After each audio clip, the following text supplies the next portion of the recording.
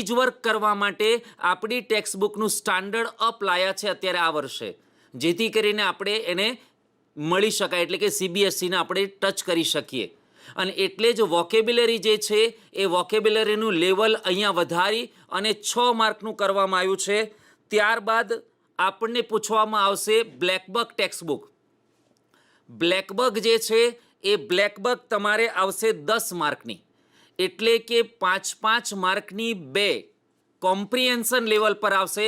અને એ comprehension level ઉપર તમારે સૌથી પહેલાં 5 માર્કનું જે પૂછાશે એ MCQ લેવલ અને 5 માર્કના અંદરથી ફાઇન્ડ આઉટ ધ આન્સર્સ, એટલે કે આન્સર ધ ક્વેશ્ચન્સ પ્રમાણે પૂછાશે.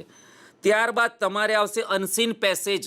અનસીન પેસેજ એટલે એક બહારનો પેસેજ આવશે, અનસીન હશે, જેના આપણે ક્વેશ્ચન આન્સર લખવાના છે, પણ એ આપણને MCQ લેવલ પર પૂછાશે. ત્યારબાદ આપણને પૂછાશે ગ્રામર સેક્શન.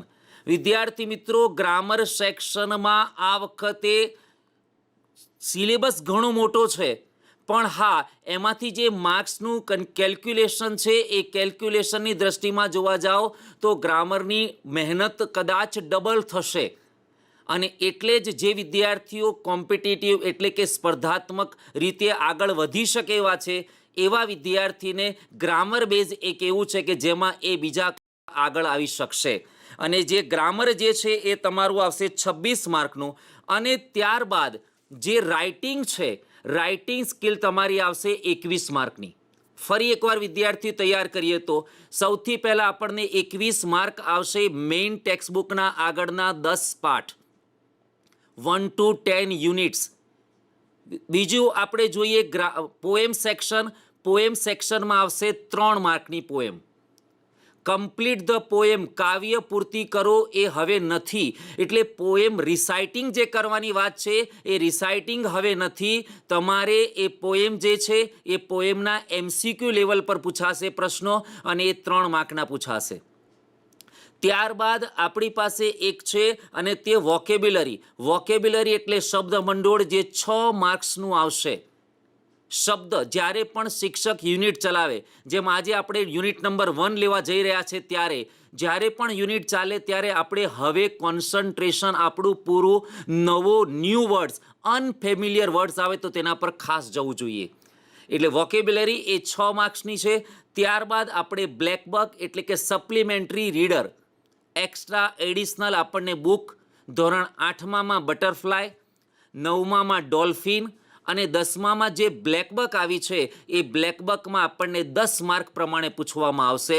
એટલે બ્લેકબક 10 માર્કની છે, ધ્યાન રાખજો વિદ્યાર્થી મિત્રો. ત્યારબાદ અનસીન એક પેસેજ અથવા તો કોઈ ડેટા પૂછાય. 9મા ધોરણમાં વિદ્યાર્થી મિત્રો તમને યાદ હશે કે કોઈ માની લો કે આપણને રેલવે ટિકિટ આપેલી છે, અથવા તો કોઈ એડ છે, અથવા તો કોઈ ફોર્મ છે, સ્કોલરશિપ ફોર્મ છે કે એપ્લિકેશન ફોર્મ છે, અથવા તો ટ્રેનનું ટાઈમ ટેબલ છે. એ ટ્રેનના ટાઈમ ટેબલ કે એ બધાને આપણે જ્યારે સેટ કરીએ છીએ અને એમાંથી MCQ પૂછવામાં આવે છે, તે ડેટા કહેવામાં આવશે. એટલે અનસીન ડેટા જે છે એ પણ આપણને અહીંયા આવશે. ત્યારબાદ આપણું ગ્રામર સેક્શન છે, એ ગ્રામર સેક્શન આપણું 26 માર્ક પ્રમાણે છે. ત્યારબાદ આપણું જે રાઇટિંગ સ્કિલ છે, જેની અંદર આપણને નિબંધ પૂછાશે, ઈમેલ પૂછાશે, એ જે છે એ આપણું ગ્રામર સેક્શન મળીને, રાઇટિંગ સેક્શન મળીને 21 માર્કનું થશે. આ આપણું એક 100 માર્કનું પેપર છે, જેમાં આપણે ટેક્સ્ટબુક વિભાગ છે, એ ટેક્સ્ટબુક વિભાગનો યુનિટ નંબર 1 લઈ જઈ રહ્યા છે. ત્યારે ટેક્સ્ટબુકમાં થોડુંક પહેલાં ફોકસ કરી દઈએ તો 10 યુનિટ છે, 4 પોએમ છે. એટલે કે આમ જોવા જઈએ તો ડિટેલની અંદર માત્ર ટોટલ 14 યુનિટ જ થયા. પણ 14 યુનિટમાં બેઝમાં વધારે ઉતરવા માટે સરકારશ્રી અને પાઠ્યપુસ્તક મંડળનો હેતુ છે કે વિદ્યાર્થી ઇનરિચમેન્ટ થાય, વોકેબ્યુલરી ઇનરિચમેન્ટ થાય, એટલે કે શબ્દ ભંડોળ એનું મજબૂત થાય. એ હેતુથી આપણને મેક્સિમમ ટાઈમ યુનિટમાં આપેલો છે. અને એમાં પણ વિદ્યાર્થી મિત્રો, તમે ટેક્સ્ટબુક જોઈ હશે, અત્યારે તમારી સામે પણ હશે, તો ટેક્સ્ટબુકમાં જુઓ કે આપણો યુનિટ છે એ યુનિટની જે પેજ છે એના કરતાં આપણને એક્સરસાઇઝના પેજીસ એ મેક્સિમમ આપેલા છે. એટલે કે એક પાઠ એક પેજમાં પૂરો થતો હોય તો 6 પેજની એક્સરસાઇઝ આપેલી છે અને એનો મેઇન હેતુ છે કે ફંક્શનલ એપ્રોચ સુધી પહોંચીએ. માત્ર ગોખણપટ્ટી નહીં, માત્ર ટકાવારી લાવી નહીં, પણ આપણે એ ટોપિકને સમજી અને પોતે યુઝ કરીએ લાઈફમાં. એ ફંક્શનલ એપ્રોચ માટે vocabulary, grammar section, comprehension, writing, આ 4 ફેકલ્ટી અંદર આપેલી છે ટેક્સ્ટની પાછળ. તો સૌથી પહેલાં આપણે જોઈએ યુનિટ નંબર 1 અને એ છે અગેન્સ્ટ ધ ઓડ્સ. પહેલો જ પાઠ એવો છે against the odds. Standard 10 subject English, second language, અને એમાં યુનિટ નંબર 1 છે અગેન્સ્ટ ધ ઓડ્સ. ઓડ્સ મતલબ આપણને સામા પ્રવાહમાં જવાનું છે, ઇમ્પોસિબલને પોસિબલ કરીને બતાવવાનું છે. આઈ કેન ડુ ઇટ, હું તે કરી બતાવું છું, એ બતાવવાનું છે. યાદ હોય તો જૂની એક ફિલ્મ હતી નયા દોર, અને નયા દોરમાં જ્યારે રસ્તો વચ્ચેથી કાઢવાનો હતો ત્યારે સાથી હાથ બઢાના, એક અકેલા થક જાએગા મિલકર બોજ ઉઠાના, સાથી હાથ બઢાના સાથી રે. બસ એ જ વસ્તુ જે છે, એટલે કે ઇમ્પોસિબલ, જે વસ્તુ અશક્ય છે, બધાએ ના પાડી દીધી છે, અને એને જ્યારે યુનિટી સાથે તમે વિજય મેળવો છો ત્યારે એ દુનિયા માટે એક ન્યૂઝ બની જાય છે. અને એવા 3 ન્યૂઝ આજે આપણે યુનિટ નંબર 1માં ભણવાના છે, અગેન્સ્ટ ધ ઓડ્સ. જોઈએ વિદ્યાર્થી મિત્રો, unit number 1 against the odds, સામા પ્રવાહ. મેં હમણાં જ વિદ્યાર્થી મિત્રો વાત કરી કે 3 સ્ટોરી આની અંદર છે, અને 3 સ્ટોરીની અંદર છે ટ્રેક્સ ટુ ધ તાજનગર પહેલી સ્ટોરી છે, જેના આપણે સૌથી પહેલાં ધ્યાન આપવાનું છે ગ્લોસરી.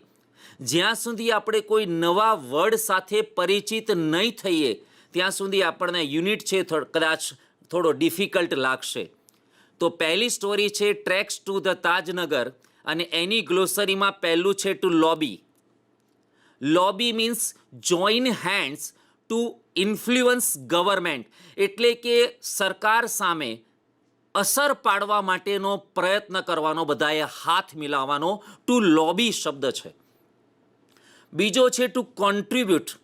કોન્ટ્રીબ્યુટનો મતલબ થશે ફાળો આપવો, to give to common fund.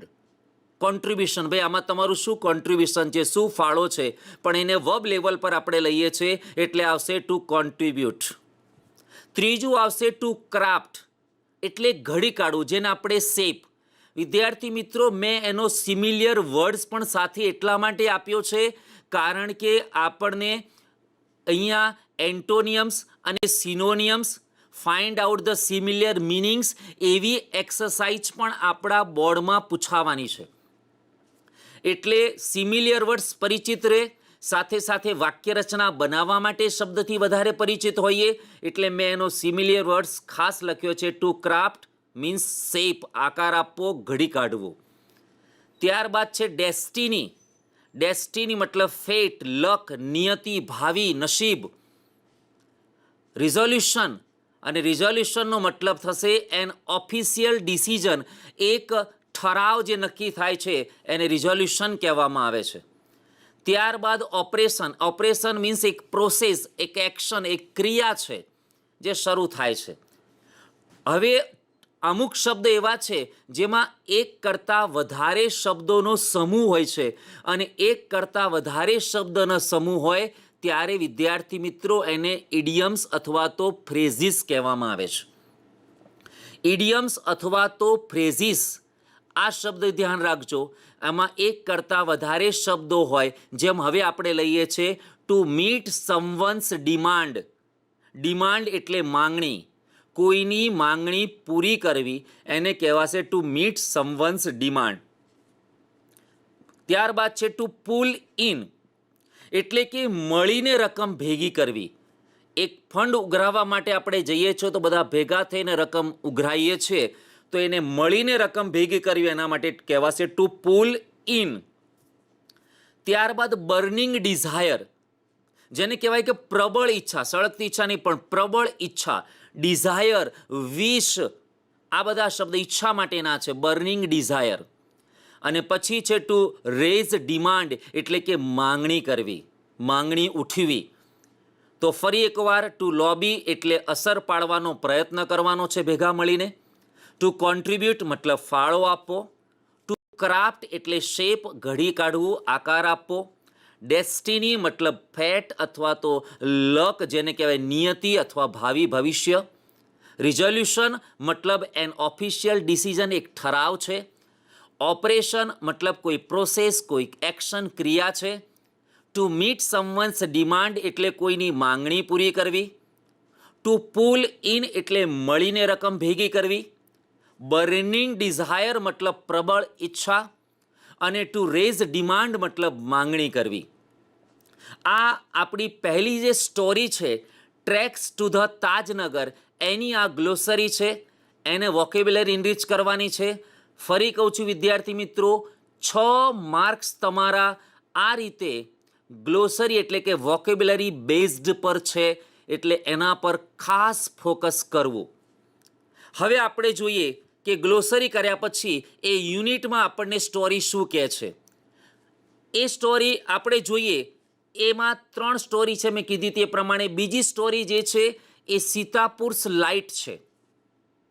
સીતાપુર્સ light 3 story, અને 3 સ્ટોરી વિદ્યાર્થી મિત્રો તમે યુટ્યુબ ઉપર ખાલી આ નામનું સર્ચ મારશો એટલે 3 સ્ટોરીના જે ન્યૂઝના ક્લ્યુઝ છે, ન્યૂઝ જે રિપોર્ટ છે, એ ન્યૂઝ રિપોર્ટ વિડીયો આખો તમારામાં ડાઉનલોડ તમે જોઈ શકશો.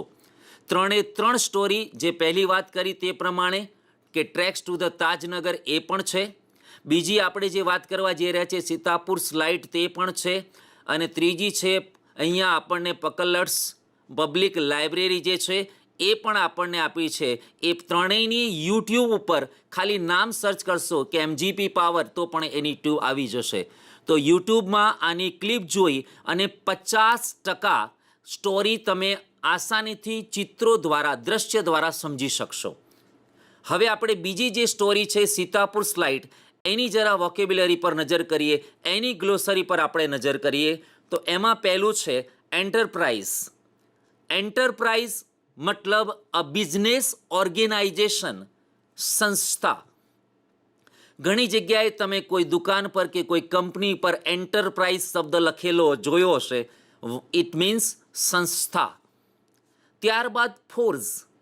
ફોર્સનો મતલબ થાય છે to create something strong, and enduring, successful.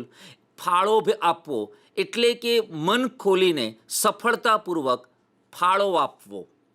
બિનીધનો મતલબ થશે બિલો, હેઠળ, નીચે. આપણને 2 શબ્દો વધારે પરિચિત હતા, અંડર અને બિલો.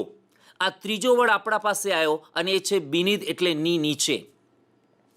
ચોથો વર્ડ છે સ્ક્રોચિંગ. સ્ક્રોચિંગ સન. આપણે અત્યારે જે ગરમી ચાલી રહી છે, બપોરના 12 થી 2ના સમયમાં આપણે એમ કહી શકાય સ્ક્રોચિંગ મિડડે સન. સ્ક્રોચિંગ મિડડે સન. બર્નિંગ, બળબળતું. સ્ટર્ડી. સ્ટર્ડીનો મતલબ થશે સ્ટ્રોંગ એન્ડ હેલ્ધી, મજબૂત. રિક્રુટ શબ્દ છે. પછી જો તમને એનું V2 આપ્યું હોય ને રિક્રુટેડ કર્યું હોય અથવા હાયર્ડ કર્યું હોય, એપોઇન્ટેડ, તો એ V2 પ્રમાણે માટે જરા મેં એને અલગ કલરમાં બતાવ્યું છે. ભરતી કરવી, રિક્રુટ, રિક્રુટમેન્ટ બોર્ડ હોય છે. રિક્રુટ, ભરતી કરવી. ક્રિયાપદ છે, વર્બનું સ્વરૂપ છે. ત્યારબાદ રેફરન્સ. રેફરન્સ એટલે ઓળખાણ, રેફરન્સ એટલે પરિચય, અને રેફરન્સનો મતલબ સોર્સ, સ્ત્રોત. Two emerge. ટુ ઇમર્જ મતલબ બહાર આવવું, to come out. To come out, બહાર આવવું, ટુ ઇમર્જ. To capture. કેપ્ચરનો મતલબ થશે ટુ કેચ, પકડવું. કેપ્ચર. ત્યારબાદ શેર. શેર કરવું, પણ એની સાથે બીજો એક સાથે જોડાયેલો શબ્દ શેર એટલે પાર્ટિસિપેટ. આમાં હું ભાગ લઈશ, ભાગ લેવો અથવા વહેંચવું. લોન્ચ કરવું એટલે કે કોઈ આપણે યુનિટ લોન્ચ કરીએ છીએ એટલે કે સ્ટાર્ટ અ યુનિટ, શરૂ કરવું, લોન્ચ કરવું. નહીં કહેતા કે આપણે આ સેટેલાઇટ લોન્ચ કરી છે. Two gate involved. Two gate involved એટલે માંગણી કરવી. અહીંયા એમાં અંદર દાખલ થવું, એમાં મળવું. અને ટુ વર્ક આઉટ એટલે ગણતરી કરવી. ટુ વર્ક આઉટ, જો આ બધા વિદ્યાર્થી મિત્રો એક કરતાં વધારે શબ્દ બને છે એટલે શબ્દ સમૂહ છે, અને શબ્દ સમૂહને ઇડિયમ્સ અથવા ફ્રેઝિસની વ્યાખ્યામાં મૂકી શકાય. ફરી એકવાર, એન્ટરપ્રાઇઝ સંસ્થા, ફોર્સ ફાળો આપવો, બિનીધ ની નીચે, સ્ક્રોચિંગ બળબડતું, સ્ટર્ડી મજબૂત, રિક્રુટ મતલબ ભરતી કરવી, રેફરન્સ ઓળખાણ પરિચય સ્ત્રોત, ટુ ઇમર્જ મતલબ બહાર આવવું, ટુ કેપ્ચર મતલબ પકડવું, ટુ શેર મતલબ પાર્ટિસિપેટ ભાગ લેવો વહેંચવું, launch to start a unit શરૂ કરવું, ટુ ગેટ ઇન્વોલ્વ અંદર દાખલ થવું એની માંગણી કરવી, અને ટુ વર્ક આઉટ એટલે ગણતરી કરવી. આ આપણે બીજી જે સ્ટોરી છે સીતાપુર્સ લાઇટ એની ગ્લોસરી આપણે જોઈ. અને ત્રીજી જે છે પલક્કડ્સ પબ્લિક લાઇબ્રેરી. વિદ્યાર્થી મિત્રો, આ એક એવી લાઇબ્રેરી છે જેની નોંધ આખી દુનિયાએ લીધી છે. વુમન જે છે સ્ત્રીને મજબૂત કરવા માટે, એટલે કે સામાજિક જે એના પર અત્યાચાર થઈ રહ્યો છે અથવા તો તેને નેગ્લેક્ટ કરવામાં આવી રહી છે એના વિશે એમાં જાગૃતતા લાવવા માટે ને મજબૂત કરવા માટે આ લાઇબ્રેરીએ એક અલગ વિભાગ જગ્યા ફાળવી છે સ્પેશિયલ ફોર વિમેન, સ્ત્રીઓ માટે. તો આ છે પલક્કડ્સ પબ્લિક લાઇબ્રેરી, જેની આપણે ગ્લોસરી જોઈએ તો ટુ ઇમ્પાવર ક્રિયાપદ પાવરમાંથી ઇમ્પાવર બન્યું છે. ટુ ગીવ પાવર શક્તિ આપવી, અધિકાર આપવો. સ્ક્વેન્ડરનો મતલબ છે દુર્વ્યય કરવો. Waste time in foolish manner એટલે કે મૂર્ખામી. We are watching TV too much, આપણે વધારે પડતું ટીવી જોઈ રહ્યા છે અને એ આપણો we are wasting hour time, આપણે આપણો સમય બગાડી રહ્યા છે. ત્રીજું છે કાઉન્સેલનો મતલબ સલાહ આપવી, advise given to someone. Counselling ચાલતું હોય છે, ખાસ કરીને બોર્ડના વિદ્યાર્થીઓ જ્યારે પરીક્ષા આપવા જઈ રહ્યા હોય છે ત્યારે, અને જ્યારે રિઝલ્ટ આવવાનું હોય છે બોર્ડનું ત્યારે આપણા તજજ્ઞો જે છે, ડૉક્ટરો છે, જે મનોચિકિત્સકો છે, એમના દ્વારા બાળકોનું સતતપણે કાઉન્સેલિંગ કરવામાં આવે છે, એટલે કે સલાહ આપવી, એડવાઇસ ગિવન ટુ સમવન. ફોર્મ્યુલેટનો મતલબ થશે બનાવ. ફોર્મ્યુલા શબ્દ છે એના પરથી ક્રિયાપદ બન્યું છે ફોર્મ્યુલેટ, વર્બ છે. અને આપણે આ વર્બ, આ નાઉન, આ એડજેક્ટિવ, એડવર્બ, આ શબ્દોથી એટલા માટે પરિચિત થવું પડશે કારણ કે આ યુનિટની એક એક્સરસાઇઝ છે અને એ છે વર્ડ બિલ્ડિંગ. પછી છે બીકોનનો મતલબ છે એક મિસાલ બનવું, એક ઉદાહરણરૂપ બનવું. Someone or something that guides or gives hope to others, બીજાઓને આશા આપે, માર્ગદર્શન આપે, એટલે કે એક મિસાલ બને. અને એ મિસાલ જે છે આ ત્રણ સ્ટોરીમાં છે.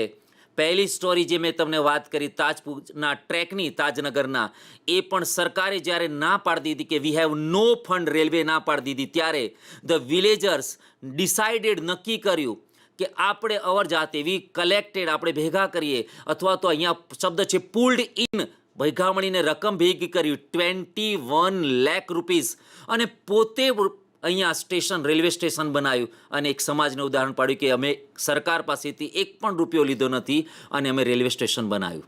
બીજી જે સ્ટોરી મેં કીધી એ પ્રમાણે બીજી સ્ટોરી હતી સીતાપુર્સ લાઇટ, જ્યાં આગળ અહીંયા ઉત્તર પ્રદેશની અંદર જ્યારે લાઇટો નથી, મોટા ભાગના 60% લોકોને ત્યાં લાઇટો નથી, ત્યારે એક ફોરેનરના મગજમાં આવ્યું કે આ લોકોને આપણે જો સોલર પેનલથી જો આપણે એ લોકોને વીજળી પૂરી પાડીએ તો સસ્તી પણ ખરી, સાથે સાથે એન્વાયરમેન્ટનું પણ ધ્યાન રખાય છે અને અહીંયા ગામના લોકોને વીજળી મળી રહે, જેથી કરીને એમનો ઉદ્યોગ પણ ખીલે.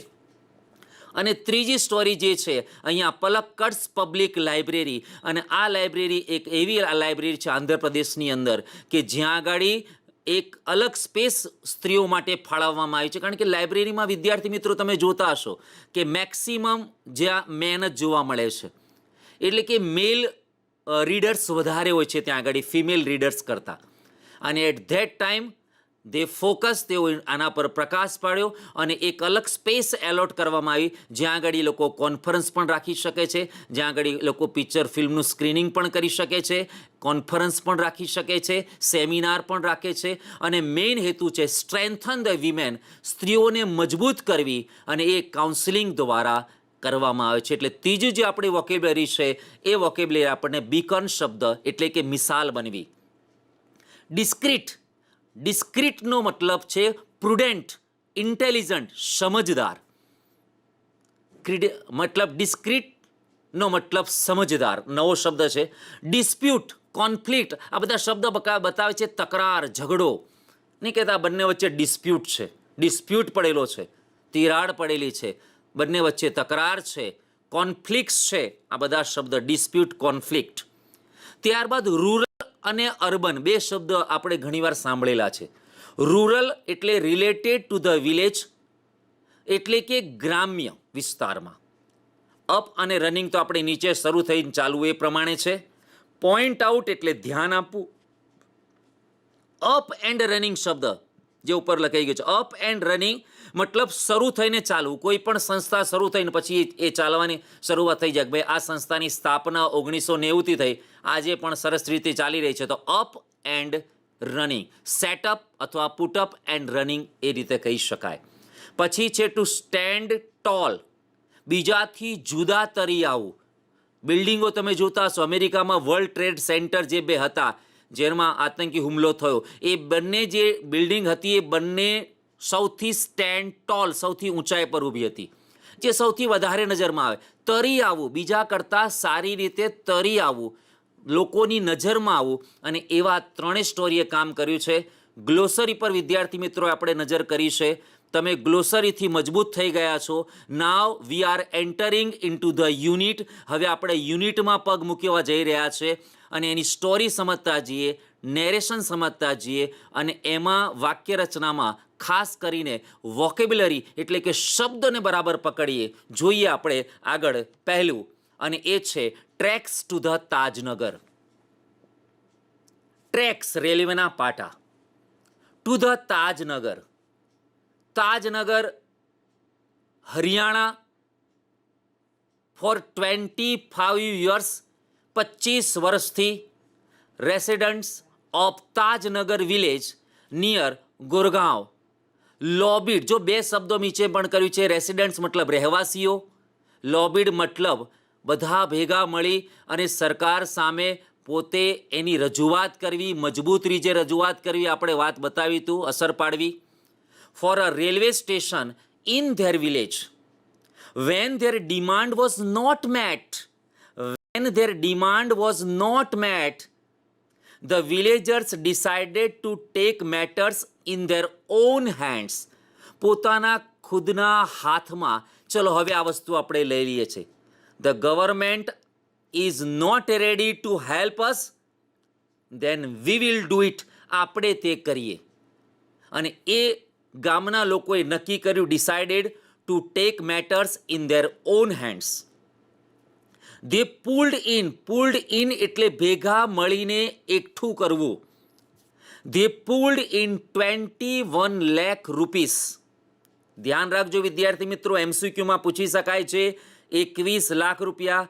And built a railway station on there on. અને તેમણે ખુદ રેલવે સ્ટેશન બનાવ્યું. ફરી વિદ્યાર્થી મિત્રો કહું છું, યુટ્યુબ ઉપર તમે એની આ સર્ચ મારશો કે તાજનગરનું જે છે રેલવે સ્ટેશન, તમને આખી યુટ્યુબ 2 થી 2.5 મિનિટની ક્લિપ્સ રિયલ બતાવશે ત્યાં આગળ. તો ફરી એકવાર, for 25 years residents of Tajnagar village near Gurgaon lobbied for a railway station in their village. When their demand was not met, the villagers decided to take matters in their own hands. They pulled in 21 lakh rupees and built a railway station on their own. વિદ્યાર્થી મિત્રો, હવે એક મારું ધ્યાન તમને અહીંયા આપવું છે. કોઈ પણ યુનિટ જ્યારે આપણે તૈયાર કરીએ છીએ, સૌથી પહેલો ફોકસ આપણે એના વર્બ પર કરવાનો છે, એટલે કે ક્રિયાપદ પર કરવાનો છે. ક્રિયાપદ 99% આવી સ્ટોરીમાં ભૂતકાળ એટલે કે પાસ્ટ ટેન્સ બેઝડ હશે. એટલે કે આપણને જે active passive voice, direct indirect speech, verb forms, આ બધામાં જે ક્રિયાપદના રૂપો તૈયાર કરવામાં તકલીફ પડે છે એ એટલા માટે કે જ્યારે આપણે યુનિટ તૈયાર કરીએ છીએ ત્યારે યુનિટમાં આપણે એ વર્બને બરાબર ધ્યાનપૂર્વક જોતા નથી. જો અહીંયા લોબિડ શબ્દ પાસ્ટ ટેન્સ છે, was not passive voice past tense છે, ડિસાઇડેડ શબ્દ પાસ્ટ ટેન્સ V2 છે. એક ક્રિયાપદ પછી જ્યારે બીજું ક્રિયાપદ આવે છે ત્યારે એ ક્રિયાપદ ટુ થી કનેક્ટ થાય અથવા તો આઈએનજી થી. જ્યારે ટુ થી કનેક્ટ થાય ત્યારે એને કહેવામાં આવે છે ઇન્ફિનિટિવ, અને જ્યારે આઈએનજી થી કનેક્ટ થાય ત્યારે એને કહેવામાં આવે છે જીરંડ અથવા તો પ્રેઝન્ટ પાર્ટિસિપલ, વર્તમાન કૃદંત. તો decided to take matters in their on hands, they pulled, ફરી પાછું V2 એટલે કે ભૂતકાળ, ઇન 21 લાખ રૂપીસ, અને બિલ્ટ જે છે એ પણ પાસ્ટ ટેન્સ ભૂતકાળ V2 નું રૂપ છે, railway station on there on. Most of the 3000 people living in the village are farmers. મોટા ભાગના 3000 લોકો આ ગામમાં વસે છે અને એમાં મોટા ભાગના most of the, many of the, much of the, આ બધા આપણા ગ્રામેટિકલ વર્ડ છે કે જે ગામમાં 3000 લોકોની આસપાસ રહે છે એમાંથી મોટા ભાગના જે છે living in the village are farmers, ખેડૂતો છે. But such was the burning desire, burning એક સળગતો પ્રબળ ઈચ્છા, to have a station in the village, ગામમાં એક સ્ટેશન હોવી જોઈએ. બધાની એક જ માંગ છે, એક પ્રબળ ઈચ્છા છે કે આપણા ગામમાં રેલવે સ્ટેશન હોય. કેમ એની જરૂર પડી એ પણ અહીંયા કીધેલું છે. એવરીબડી કોન્ટ્રીબ્યુટેડ મતલબ ફાળો આપ્યો, યોગદાન આપ્યું, એકોર્ડિંગ ટુ ધેર કેપેસિટી ક્ષમતા. રેન્જિંગ, એની રેન્જ નક્કી કરવામાં આવી, ranging from 3000 rupees to 75,000 rupees. વિદ્યાર્થી મિત્રો, આ લોકો જ્યારે નક્કી કરવામાં આવ્યું કે ભાઈ આપણા ગામના લોકો પોતાના ક્ષમતા, કેપેસિટી પ્રમાણે ધે વિલ ડોનેટ, તેઓ દાન આપશે, કોન્ટ્રીબ્યુટ, ફાળો આપશે. અને એની નક્કી કરવામાં આવી કે એટલીસ્ટ સૌથી ઓછામાં ઓછા મિનિમમ 3000 અને મેક્સિમમ 75,000. આની જરૂર કેમ પડી? Because the government, railway authority said that we have no funds, અમારી પાસે ફંડ નથી. એન્ડ ધે ડિસાઇડેડ કે આ matter, we will take this matter in our own hands, આપણા હાથમાં લઈ લઈએ, આપણે રેલવે સ્ટેશન બનાવીએ. અને એ લોકોએ પુલ્ડ આઉટ, ભેગા મળીને 21 લાખ રૂપીસ કલેક્ટ કર્યા અને રેલવે સ્ટેશન બનાવ્યું. અને એમાં આપણે અહીંયા જોયું કે એ લોકોની સ્ટ્રોંગ બર્નિંગ ડિઝાયર હતી ટુ સેટઅપ, એક સ્થાપના કરવી અને એ રેલવે સ્ટેશનની. અને એ જોઈએ આપણે અહીંયા આગળ કે અહીંયા આપણે જોયું કે 75,000 રૂપીસ એટલે કે 3000 ટુ 75,000 રૂપીસની એ લોકોએ નક્કી કરવામાં આવ્યું, ઓછામાં ઓછા આટલા 3000 અને વધારે 75,000 સુધીનો ફાળો આપ્યો. 21 લાખ રૂપીસ ભેગા થયા. ગુરગાંવની આ વાત છે અને એ હરિયાણા પાસેની જે ટ્રેકની અંદર આપણને બતાવ્યું છે.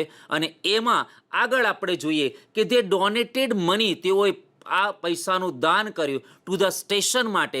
એન્ડ વી સ્ટાર્ટેડ, શરૂ કર્યું, ધ કન્સ્ટ્રક્શન એટલે કે શરૂઆત કરી, બાંધકામ શરૂ કર્યું, રેલવે સ્ટેશન બનાવવાની શરૂઆત કરી. અને રેલવે સ્ટેશન બનાવવાની શરૂઆત કરી એ જાન્યુઆરી 2008માં. પોઈન્ટ પણ ધ્યાન રાખજો વિદ્યાર્થી મિત્રો, કારણ કે આપણને એબ્સ્ટ્રેક્ટમાંથી સવાલ જવાબ, નાના ફકરામાંથી સવાલ જવાબ અથવા તો MCQ જે છે આ બધામાં આપણને નાના ભાઈ ક્યારે શરૂઆત કરી તો જાન્યુઆરી 2008. કલેક્શન કેટલું કર્યું? 21 લાખ રૂપીસ. એટલીસ્ટ કેટલા? 3000. મેક્સિમમ 75,000. ક્યાંની વાત છે તો કે અહીંયા આપણને આપ્યું છે તાજનગર, નિયર ગુરગાંવ. ક્યાં આગળ? બોલે હરિયાણા. તો હવે આપણે આગળ જોઈએ કે જાન્યુઆરી. આ બધી માહિતી કોણે આપી? તો શેઠ રણજીતસિંહ, અ ફોર્મર સરપંચ, એક પૂર્વ સરપંચ રણજીતસિંહે એ માહિતી આપી. અને એ ઇન્વાઇટેડ કોમામાં છે વિદ્યાર્થી મિત્રો, એટલે કે રણજીતસિંહનું બોલાયેલા વાક્યો છે કે દે ડોનેટેડ, એટલે કે ગામના લોકોએ donated money for the station and we started the construction in January 2008, said Ranjit Singh, a former સરપંચ. આગળ સ્ટોરી જોઈએ. હુકમચંદ જે આ કમિટીના એક સભ્ય છે અને એમણે જે આખી વાત કહી હતી એ અહીંયા આ પ્રમાણે છે કે there are a large number of people in the village who need to go to Gurgaon. અહીંયા મોટા ભાગના લોકોને વારંવાર જવાની જરૂર પડતી હતી Gurgaon, Delhi and Rewari. Gurgaon, Delhi and Rewari. There are students who go to colleges. Till now, we had to either go to Halimandi અથવા Halimandi and Patli to catch a train. આ લોકોને કાં તો હાલીમંડી જવું પડતું, કાં તો પાટલી જવું પડતું ટુ કેચ ધ ટ્રેન પકડવા માટે, because they have no railway station in their own village. Both the stations are 6 kilometres away from Tajnagar. બંને જે છે એ 6 કિલોમીટર્સ હવે. હાઉ ફાર એમ કરીને પણ પ્રશ્ન પૂછાય વિદ્યાર્થી મિત્રો, તો 6 કિલોમીટર્સને આપણે જરા લોક કરી લઈશું. We thought when the railway lines passed through the village, જ્યારે ગામમાંથી રેલવે લાઇન પસાર થઈ ત્યારે અમે વિચાર્યું કે we would have a station here, કે આપણને અહીંયા સ્ટેશન ચોક્કસ હશે જ. બટ that didn't happen, તેવું બન્યું નહીં. So we raised the demand, અમારી માંગ વધી, અમારી માંગણી થઈ. in 1982માં 1982માં અમારી માંગણી ઉઠી and have been continuously, સતતપણે asking for it, તેની માંગણી થતી રહી. But the railways told us that they did not have funds, તેમની પાસે ફંડ નથી, ફાળો નથી. So finally we decided to craft our own destiny.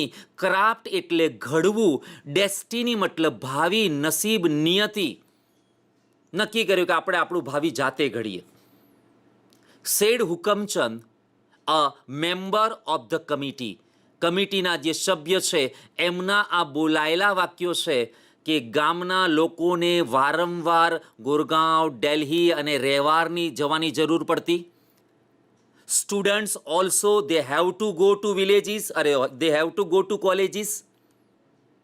Teal now, હજી સુધી પણ, અત્યારે સુધી પણ, they have to go to Halimandi or Patli to catch a train. Both the stations are 6 kilometers away from Tajnagar. We thought when the railway lines passed through the village, we would have a station here, but that didn't happen, એવું બન્યું નહીં. So we raised the demand in 1982 and have been continuously asking for it. But the railways told us that they did not have funds. So finally we decided to craft our own destiny, પોતાનું નસીબ, પોતાનું ભાવિ, fat, લક ઘડવાનું જાતે નક્કી કર્યું, shape આપવાનું. said Hukamchand, a member of the committee. અને પરિણામ શું આવ્યું? એઝ અ રિઝલ્ટ, તેના પરિણામે the panchayat passed a resolution, એક ઠરાવ, resolution મતલબ ઠરાવ, એક official decision in 2008, saying that, એમાં લખ્યું હતું કે since the railway was not able to build a station for them, તેઓના માટે સ્ટેશન બનાવવા માટે રેલવે સક્ષમ નથી. at that time they would do it for themselves. they themselves, સ્વવાચક સર્વનામ, reflexive pronouns, and with their money, own money, પાછા પોતાના ખુદના પૈસાથી પોતા માટે રેલવે સ્ટેશન બનાવશે. soon an 11-member team, 11 સભ્યોની એક ટુકડી, was formed ધ્યાન રાખજો વિદ્યાર્થી મિત્રો, કેટલા સભ્યોની ટુકડી હતી? 11 સભ્યોની. રિઝોલ્યુશન ક્યારે બહાર પડ્યું? 2008ની અંદર. માંગણી એ લોકોની ક્યારે થઈ હતી વિદ્યાર્થી મિત્રો? આપણને આગળ બતાવ્યું તો એ લોકોની માંગણી થઈ હતી 1982માં. એની પહેલાં પણ આપણે કે આ લોકોએ જે કન્સ્ટ્રક્શન શરૂ કર્યું એ કન્સ્ટ્રક્શન શરૂ કર્યું આપણી પાસે, અને એ હતું કન્સ્ટ્રક્શન, એ લોકોની શરૂઆત હતી 2000 જાન્યુઆરી 8ની અંદર. તમે જોઈ શકો છો 2008 ઇન જાન્યુઆરી 2008. અહીંયા જોઈ ડિમાન્ડ એની 1982માં, અને અહીંયા પણ આપણને બતાવ્યું છે કે રિઝોલ્યુશન 2008માં આ લોકોએ બહાર પાડ્યું, અને 11 સભ્યોની ટીમ તૈયાર કરવામાં આવી. એન્ડ ટીમ સ્ટાર્ટેડ, શરૂ કર્યું કલેક્ટિંગ મની ફ્રોમ વિલેજર્સ. વિદ્યાર્થી મિત્રો, એક નવો ગ્રામર વર્ડ પણ આમાં આવ્યો. ગ્રામર અંદર જ છે. પાઠ્યપુસ્તક મંડળ, આપણું ગુજરાત રાજ્ય પાઠ્યપુસ્તક મંડળે અહીંયા કોઈ ગ્રામરની બુક અલગ હોતી નથી. વિદ્યાર્થી મિત્રો બરાબર ધ્યાન આપો કે આપણે જે બુક ગ્રામરની આધાર રાખીએ છીએ બહારથી, એ માત્ર એક રેફરન્સ બુક છે. એકચ્યુઅલમાં આપણને જે ગ્રામર ભણાવવાનું છે એ ગ્રામરના તમામ ટોપિક્સ આપણને ટેક્સ્ટના આપેલા યુનિટમાં છે. જેમ આપણે અહીંયા કહીએ છીએ જીરણ, તો આપણી લાસ્ટ લાઈન છે સ્ટાર્ટેડ, પછી કલેક્ટિંગ આવ્યું છે. જો કલેક્ટિંગ, તો before, after, stop, start, while, on પછી જો તરત વર્બ આવતું હોય તો એ આઈએનજી કલેક્ટિંગ. એટલે કે ગ્રામર અંદર જ આવે છે. આપણે બધા બહાર ફોકસ રાખીએ છીએ કે reference mister X, reference mister વાયની ગ્રામરની બુક, પણ એ એક રેફરન્સ તરીકે છે. મેઇન તો આપણી ટેક્સ્ટ બુક જ છે જેમાં ગ્રામર પણ સમાયેલું છે. એટલે યુનિટ ભણો ત્યારે જરા ગ્રામર બેઝ પણ તૈયાર બરાબર કરવો. Started collecting money from villagers, ગામના લોકો પાસેથી પૈસા ઉઘરાવવાનું આ લોકોએ શરૂ કર્યું. ઓન 7 જાન્યુઆરી 2010, ડેટ્સ બધી યાદ રાખજો, સાલ, યર્સ બધા યાદ રાખજો. નાના MCQ આમાંથી આવી શકે છે. On 7 January 2010, as a result of their efforts, તેમના પ્રયત્નોના પરિણામ રૂપે, the first railway station in the country, દેશમાં, ઓન વિચ કે જેના પર the railway did not have to spend, ખર્ચવાની જરૂર નથી પડી, અ સિંગલ રૂપી, એક રૂપિયો પણ ખર્ચવાની જરૂર નથી પડી, અને સ્ટાર્ટેડ ઓપરેશન્સ, અને એની ક્રિયાઓ શરૂ થઈ ગઈ છે. એટલે કે રેલવે સ્ટેશન શરૂ થઈ ગયું છે. ઓપરેશન્સ મતલબ એક્શન્સ, ક્રિયા, પ્રોસેસ શરૂ થઈ ગઈ છે. તો 7 જાન્યુઆરી 2010 યાદ રાખજો વિદ્યાર્થી મિત્રો, ડેટ પણ. અને આ એક તાજનગર, એટલે કે આપણા ભારત દેશમાં એક એવું કાર્ય થયું છે કે જેની આખી દુનિયાએ નોંધ લીધી છે. ગામના લોકોએ જ 21 લાખ ભેગા કરી અને એ રેલવે સ્ટેશન ખુદ બનાવ્યું, અને એનું આ ટ્રેક્સ ટુ ધ તાજનગર પહેલી સ્ટોરી આપણે જોઈ. વિદ્યાર્થી મિત્રો, આપણી પાસે એક બીજી સ્ટોરી છે, અને બીજી સ્ટોરી છે સીતાપુર્સ લાઇટ. રૂરલ એટલે ગ્રામ્ય. ઉત્તર પ્રદેશના ગ્રામ્ય વિસ્તારમાં ઓવર 60% ઓફ હાઉસહોલ્ડ્સનો મતલબ થશે ઘરો, ઘર. 60% ઘરોમાં આર વિધાઉટ પાવર, ત્યાં વીજળી નથી. સીતાપુર ડિસ્ટ્રિક્ટ ઇઝ વન સચ પ્લેસ, આવી જ એક જગ્યા છે વિથ નો પાવર, કે જ્યાં આગળ વીજળી નથી. A small social enterprise called Mera Gaon power. ધ્યાન રાખજો, આપણે કલર બદલ્યો છે, મેરા ગાંવ પાવર, એનું શોર્ટ ફોર્મ એબ્રિવેશન છે MGP. એક સંસ્થા, સામાજિક સંસ્થા, એક નાની સામાજિક સંસ્થા જેનું નામ છે Mera Gaon power. MGP is trying to change things, વસ્તુ બદલવાનો પ્રયત્ન કર્યો કે જે છે વી કેન ચેન્જ ધેમ, અમે તેને બદલી શકીશું. ઇમ્પોસિબલને પોસિબલ કરી બતાવીશું, અને એ આ ગામની અંદર થયેલું છે. they are putting ચાલુ વર્તમાન કાળ 2 solar panels at a time, એક વખતમાં 2 સોલર પેનલ એ લોકો મૂકી રહ્યા છે. In just over a year, વર્ષ દરમિયાન એમજીપી હેઝ કનેક્ટેડ કર્યા છે, જોડ્યા છે more than 3,500 customers to solar power mini grids at a village level. જેટલા ફિગર્સ આંકડાઓ છે અથવા જેટલા એબ્રિવેશન છે એને ખાસ તૈયાર કરજો. 3500 કસ્ટમર આ સોલર પાવર મિની ગ્રીડ્સથી જોડાયેલા છે. મેરા ગાંવ પાવર એમજીપી એટલે કે મેરા ગાંવ પાવર કરીને બેટા તમે સર્ચ કરશો વિદ્યાર્થી મિત્રો તો પણ એની આખી 5 થી 7 મિનિટની યુટ્યુબ ઉપર તમે એની ક્લિપ જોઈ શકશો, જેમાં જેનો મેઇન ફાઉન્ડર છે ફોરેનર એ પણ તમારી સાથે એમાં એની ટોક છે, તમે એની સાથે ડીલિંગ કરી શકશો. તો અહીંયા in rural Uttar Pradesh over 60% of households are without power. Sitapur district is one such place with no power. A small social enterprise called Mera Gaon Power is trying to change things. They are putting 2 solar panels at a time. In just over a year, MGP has connected more than 3,500 customers to solar power mini grids at a village level, ગ્રામ્ય કક્ષાએ. Village by village, એક ગામ પછી બીજું ગામ. MGP is building, જો ફરી પાછું ચાલુ વર્તમાન કાળ આવ્યો છે, is building, is putting a network જાળ ઓફ લો કોસ્ટ, ઓછી કિંમત, ઓછો ખર્ચ, solar micro grids that provide, કે જે પૂરું પાડે છે 2 LED lights and a mobile charging point. એક આ પોઈન્ટ પણ પૂછાય છે કે દરેક ગામમાં જે આ લોકો ફેસિલિટી આપી રહ્યા છે એમાં કેટલી ફેસિલિટી મળે છે દરેક વિલેજર્સને. તો 2 LED lights and a mobile charging point જેટલી ફેસિલિટી મળે છે. એની કિંમત કેટલી છે ચૂકવવી પડે છે એ લોકોને? To all paying households at a cost of 25 rupees per week, એક અઠવાડિયાના 25 રૂપિયા. ઘણીવાર પ્રશ્ન એમસીક્યુમાં પૂછાય કે મંથના કેટલા, તો વિદ્યાર્થી મિત્રો તમે ધ્યાન રાખજો 4 વીક પ્રમાણે કે જે એ પ્રમાણે એના ગણવાના છે. કારણ કે એમસીક્યુ એ જ્યારે કોમન લેવલ પર પૂછાય છે ત્યારે સીધું જ આવી જાય છે કે પર વીક, એક વીકના એમને કેટલા ચૂકવવા પડે છે, તો 25 રૂપીસ. કેટલી ફેસિલિટી મળે છે? તો 2 LED બલ્બ અને સાથે સાથે એક મોબાઈલ ચાર્જિંગ પોઈન્ટની ફેસિલિટી મળે છે. કેટલા કસ્ટમર્સ જોડાયા છે? તો 3,500 કસ્ટમર્સ જોડાયા છે.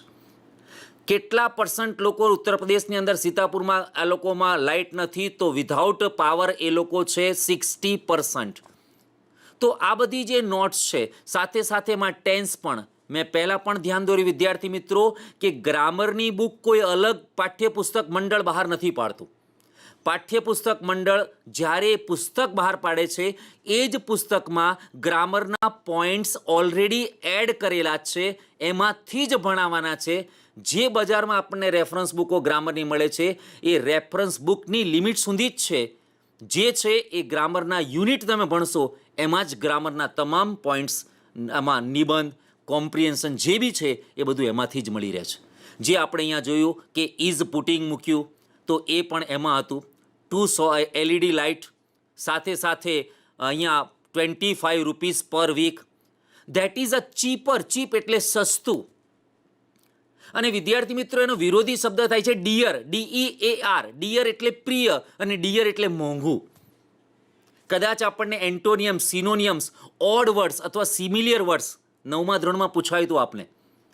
તો 9મા ધોરણમાં પૂછાતું હતું સિમિલિયર્સ ફાઇન્ડ આઉટ, શોધી કાઢો કે આમાંથી સિમિલિયર વર્ડ કોણ છે. ઓડ વન કયો છે, એન્ટોનિયમ્સ કયો છે, સિનોનિયમ્સ કયો છે, જેની એક્સરસાઇઝ આ યુનિટમાં પણ છે. તો આપણે અહીંયા એક નવું આપણી પાસે આવ્યું કે ચીપર, ચીપ એટલે સસ્તું અને ડિયર એટલે મોંઘું. ધેન કેરોસીન, કેરોસીન કરતાં પણ સસ્તું, which can cost almost double across a month. જે કેરોસીનમાં ડબલ જતું રહે એટલું એનાથી અડધો ખર્ચની અંદર એન્વાયરમેન્ટનું પણ રક્ષણ થાય, સ્મોકલેસ થાય, ધુમ્ર સિવાયની વાત થાય કે solar power as a smokeless source એટલે સ્ત્રોત છે of light. Comes with added benefits એટલે ફાયદાઓ ટુ ધ કસ્ટમર હેલ્થ. કારણ કે વિદ્યાર્થી મિત્રો, મને તો યાદ છે જ્યારે હું નાનો હતો ત્યારે, જ્યારે નાનાના ત્યાં જતો ત્યાં આગળ નો પાવર ફેસિલિટી કોઈ હતી જ નહીં.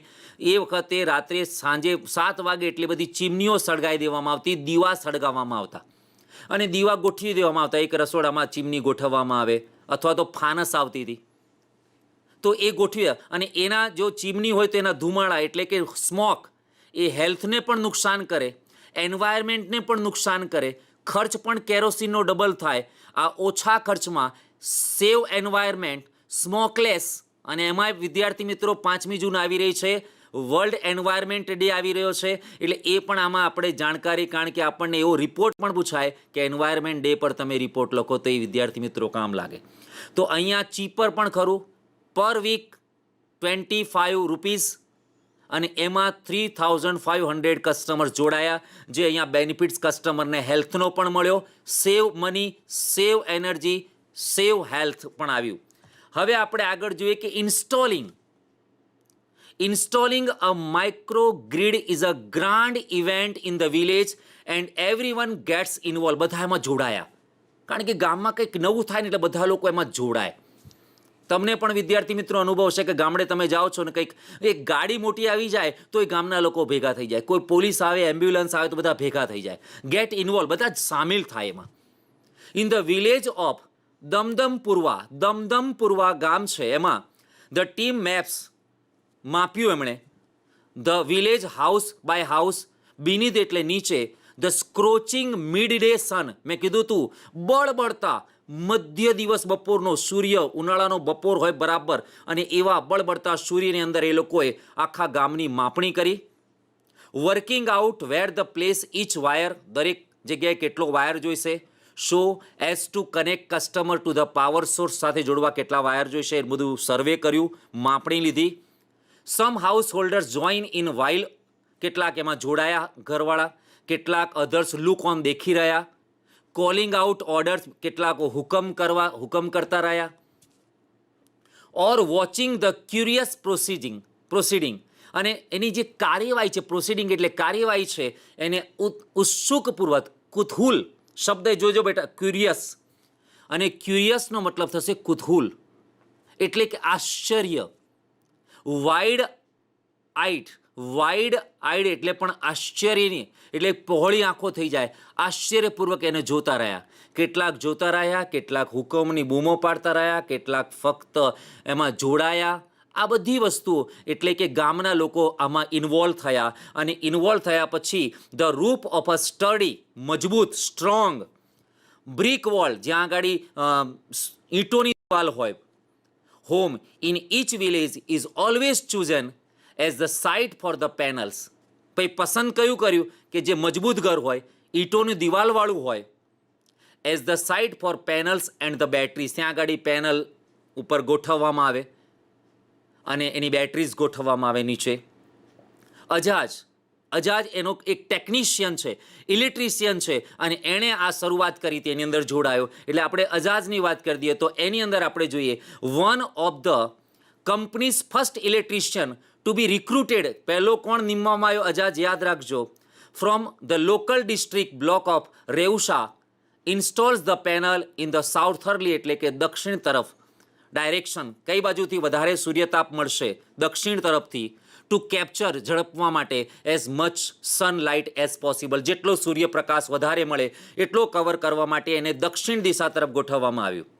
વી આર સેવિંગ અવર એન્વાયરમેન્ટ, અમારું પર્યાવરણનું રક્ષણ કરી રહ્યા છીએ, વી આર સેવિંગ ચાલુ વર્તમાનકાળ, with these lights and there's no pollution in our homes, અમારા ઘરમાં કોઈ પ્રદૂષણ નથી. આઈધર says a farmer from the village, ગામના ખેડૂતે એવું કીધું. બીજા લોકોએ બિઝનેસમેનની વાત કરી કે અમારા ત્યાં બિઝનેસ શરૂ થઈ ગયો, કસ્ટમરો આવતા થઈ ગયા. કેટલાકે કીધું અમે સાડીઓ ગૂંથી શકીએ છીએ, કેટલાકે કીધું અમે પ્લાસ્ટિકની ટેબલ ક્લોક બનાવીએ છીએ, અમારા બાળકો વાંચી શકે છે, રસોઈ બનાવી શકીએ છીએ, ખાઈ શકીએ છીએ લાઇટમાં, અને આવી કેટલી ફેસિલિટી અમને મળી છે. પણ આ બધી ફેસિલિટીને આપણે જોઈશું એક બીજા એપિસોડની અંદર, અને બીજા એપિસોડમાં આપણે પલક્કડ્સની પબ્લિક લાઇબ્રેરી જોઈએ એ પહેલાં 2 સ્ટોરીને પણ જરા એકવાર નજર કરીશું અને ત્યારબાદ આપણે MCQ અને સવાલ જવાબ પર નજર કરીશું. તો વિદ્યાર્થી મિત્રો, હમણાં જ જઈએ, પાછા બીજી યુનિટમાં મળીએ, પણ ત્યાં સુધી તમારું કામ તો છે જ કે જે સ્ટોરી ચાલી છે એના પોઈન્ટ્સ અને એની વોકેબ્યુલરીને બરાબર તૈયાર કરો. ફરી મળીએ છીએ એપિસોડ નંબર 2ની અંદર.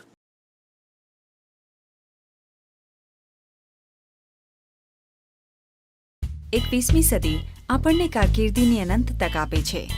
જે વિદ્યાર્થીઓ 10મા ધોરણ પછી શું કરવું, કઈ કારકિર્દી પસંદ કરવી એવી મૂંઝવણમાં હોય, તેઓ પોતાના રુચિની ક્ષમતાના આધારે ઘણા બધા ક્ષેત્રમાં કારકિર્દી બનાવી શકે છે. આવું એક ક્ષેત્ર છે કૃષિ.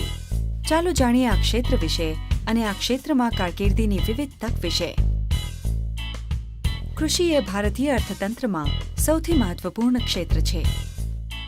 એટલે જ આજના સાયન્સ અને ટેકનોલોજીના યુગમાં કૃષિ તરફના આધુનિક અભિગમને અપનાવવો જરૂરી છે. સતત સંશોધન અને નવીનતાઓએ આ ક્ષેત્રે અસંખ્ય કારકિર્દીની તક ખોલી છે, જેમ કે બાગાયત, પુષ્પ વિકાસ, ફિશરી, ફોરેસ્ટ્રી, કૃષિ બાયોટેકનોલોજી, પશુપાલન વગેરે. 10મા ધોરણ પછી કૃષિમાં અભ્યાસ કરવા કૃષિમાં ડિપ્લોમા અથવા ઉચ્ચતર માધ્યમિક પ્રમાણપત્ર કોર્સ ઉપલબ્ધ છે. ડિપ્લોમા પૂર્ણ કર્યા પછી ઓર્ગેનિક ફાર્મિંગ, ડેરી ફાર્મિંગ, મરઘા ઉછેર, ફૂલની ખેતી વગેરે જેવા કૃષિ આધારિત ક્ષેત્રોમાં નાના પાયે વ્યવસાય શરૂ કરવા માટે ઘણી તક છે. અને આટલી જ તક રહેલી છે પ્રોસેસ્ડ એગ્રો પ્રોડક્ટ્સ એટલે કે પ્રક્રિયા કરેલ ખેત પેદાશોના વેચાણ અને માર્કેટિંગમાં. કૃષિ ક્ષેત્રના ઊંડાણથી અભ્યાસમાં રુચિ ધરાવતા વિદ્યાર્થીઓ માટે 12મા ધોરણ પછી ઉચ્ચ શિક્ષણ માટેની ઘણી તક હોય છે. કૃષિ સંશોધનમાં તક શોધવા માટે તેમજ કૃષિ આધારિત ઉદ્યોગોમાં રોજગાર મેળવવા માટે સાયન્સ અથવા કૃષિ પ્રવાહમાં 11મું અને 12મું પૂર્ણ કર્યા પછી વિદ્યાર્થીઓએ બાગાયત, ફિશરી, ફોરેસ્ટ્રી અને બીજ ટેકનોલોજી જેવા વિષયો સાથે BSc કરી શકે છે. યાદ રાખજો કે BSc કૃષિ માટે ગણિત એ ફરજિયાત વિષય છે અને તેના માટે વિદ્યાર્થીઓને તૈયાર રહેવું. ગુજરાતમાં 4 કૃષિ યુનિવર્સિટીઓ છે. વિજ્ઞાન અથવા કૃષિ પ્રવાહમાં 12મું પૂર્ણ કર્યા બાદ વિદ્યાર્થીઓ BE અથવા BTech કોર્સને પસંદ કરીને કૃષિ એન્જિનિયરિંગ પણ કરી શકે છે. આ અભ્યાસક્રમો ખેતીમાં જરૂરી વિવિધ મશીનો અને સાધનોના ઉત્પાદન, મરામત અને જાળવણી પર કેન્દ્રિત છે.